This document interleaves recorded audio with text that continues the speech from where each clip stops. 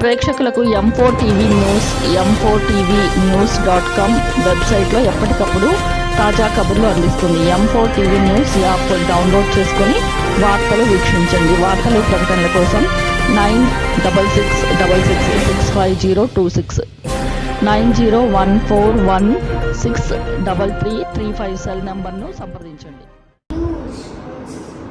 శ్రీ గురుభ్యో నమః.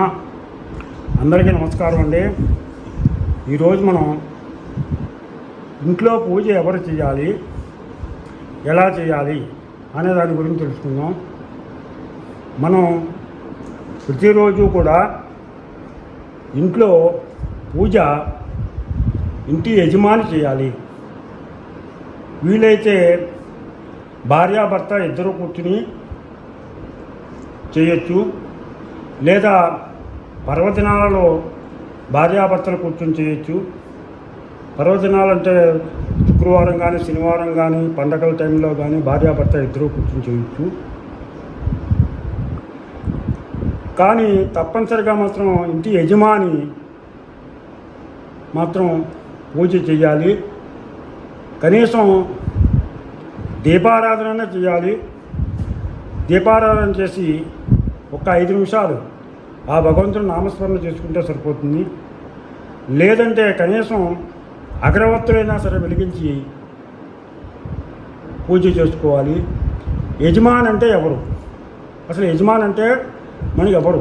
యజమాని అంటే మనం ఎవరైతే ఇంటి బరువు బాధ్యతలు మోస్తున్నారో వాళ్ళని యజమానులు.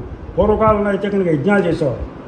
ఆ యజ్ఞాలు చేసినప్పుడు ఋత్విక్కులు పూజ చేయించేవారు. అక్కడ యజమాని అంటే చేసేవారు కూర్చుని చేసేవారు. ఎవరైతే కూర్చుని చేస్తారో వాళ్ళని యజమాని అనేవారు. ఇకపోతే ఈ ఋత్విక్కులు తర్వాత ఈ పూజా సామాగ్రి సమకూర్చేవారు అందరూ కూడా ఆ యజ్ఞంలో ఆ పుణ్యంలో భాగస్వాములు అవుతారు, యజమాని చేసినంత మాత్రం. అలాగే ఇంటి దగ్గర కూడా యజమాని తప్పనిసరిగా పూజ చేయాలి, దీపారాధన చేయాలి. దీపారాధన 2 ఒత్తులు పైన ఎన్నైనా సరే వేసి ఆవు నేతితో కానీ లేదా నువ్వుల నూనెతో కానీ దీపారాధన చేసి సంకల్పం చెప్పుకోవాలి. ఈ సంకల్పం చెప్పేటప్పుడు ఉదాహరణకి భారద్వాజ గోత్రం అనుకోండి. భారద్వాజ గోత్రోద్భవస్య ప్రభాకర బాబు నామధేయస్య ధర్మపత్ని సమేతస్య సకుటుంబస్య సపరివారస్య అని చెప్తాడు. క్షామ స్థైర్య ధైర్య విజయ అభయ ఆయు ఆరోగ్య ఐశ్వర్యాభివృద్ధ్యర్థం ధర్మ అర్థ కామ మోక్ష చతుర్విధ ఫల పురుషార్థ సిద్ధ్యర్థం చింతిత మనోరథ సిద్ధ్యర్థం మనోవాంఛాఫల సిద్ధ్యర్థం ఇష్టకామ్యార్థ సిద్ధ్యర్థం అని చెప్పేసి మనం సంకల్పం చెప్తాం. ఆ సంకల్పం చెప్పినప్పుడు యజమాని భార్య, పిల్లలు, స్నేహితులు, పరివారం అందరూ కూడా దాంట్లోకి వచ్చేస్తారు. విడివిడిగా చెప్పకట్లా ఆ సంకల్పం చెప్పుకున్నారు. ఏదైనా సరే భర్త పూజ చేస్తే దాంట్లో కొంత భాగం భార్యకి, పిల్లలకి వస్తుంది మనకి. అందుకనే ఏం చెప్తారంటే పూర్వజన్మ సుకృతం వల్లే, అంటే పూర్వజన్మలో చేసుకున్నటువంటి పుణ్యం వల్లే భార్య కానీ పిల్లలు కానీ వస్తారు. పిల్లలు ఈ పూజకు కావాల్సినటువంటి సామాన్లన్నీ, అంటే పువ్వులు కానీ లేకపోతే కనుక అక్కడ దేవుడు మండపం దగ్గర సదరం కానీ ఇవన్నీ చేస్తారు. కాబట్టి భార్య, పిల్లలు అందరూ కూడా దాంట్లో భాగస్వాములు అవుతారు. ఇకపోతే పిల్లలు, భార్య తప్పనిసరిగా వినాయక చవితికి మాత్రం మొట్టమొదటి పండుగ పిల్లలతో కూర్చుని పిల్లల చేత చేయించాలి. అలాగే అగ్నిహోత్రం చేయించేటప్పుడు భార్య మాత్రం తప్పనిసరిగా ఉండాలి.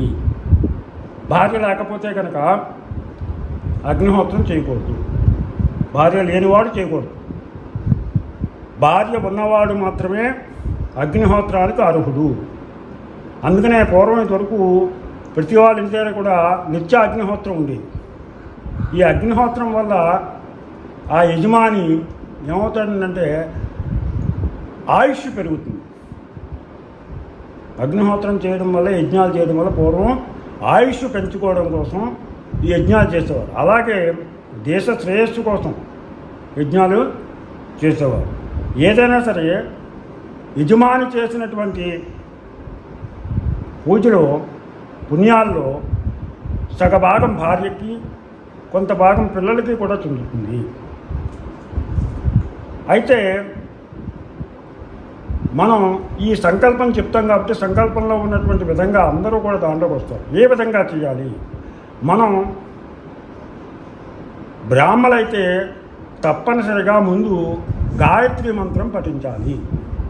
ఈ గాయత్రి మంత్రాన్ని కనీసం 108 సార్లైనా సరే ఉపనయనం అయిన ప్రతి వాళ్ళు, అలాగే వివాహం అయిన వాళ్ళు బ్రాహ్మణులు తప్పనిసరిగా ఈ గాయత్రి మంత్రాన్ని పఠించి తర్వాత వినాయక పూజ చేసుకుని తర్వాత మన ఇష్టదైవాన్ని ఒక 5 నిమిషాలే ప్రార్థన చేసుకోండి. ప్రతిరోజు చేయలేకపోయినా కనీసం పర్వదినాలలో చేసుకోవాలి. మిగతా రోజుల్లో మాత్రం తప్పనిసరిగా అగరవత్తులు, కనీసం అగరవత్తులైనా సరే ధూపం వేయాలి.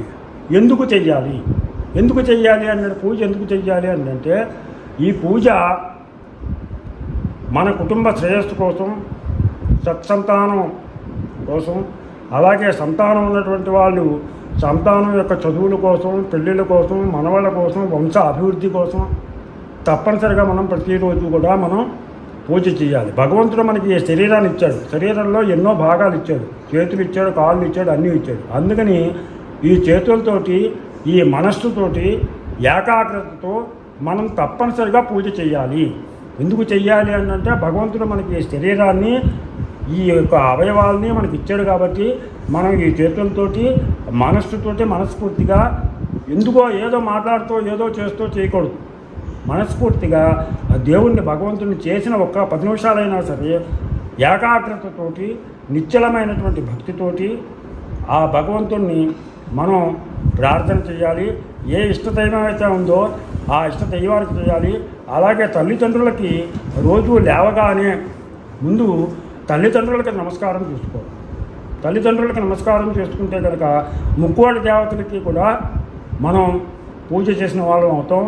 అందుకని యజమాని మాత్రం తప్పనిసరిగా పూజ చేయాలి. యజమాని అంటే భారాన్ని మోస్తున్నవాడు, ఆ కుటుంబాన్ని నడుపుతున్నటువంటి వాడు కాబట్టి యజమాని ప్రతి నిత్యం తప్పనిసరిగా ఒక 5 నిమిషాలైనా సరే దీపారాధన చేసి పూజ చేసుకోవాలి.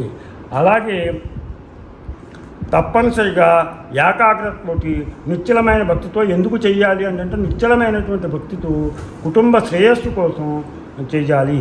మీకు ఈ వీడియో కనుక నచ్చినట్లయితే నా ఛానల్ని సబ్స్క్రైబ్ చేస్తారని ఆశిస్తూ రాపాక వెంకట ప్రభాకర్ బాబు.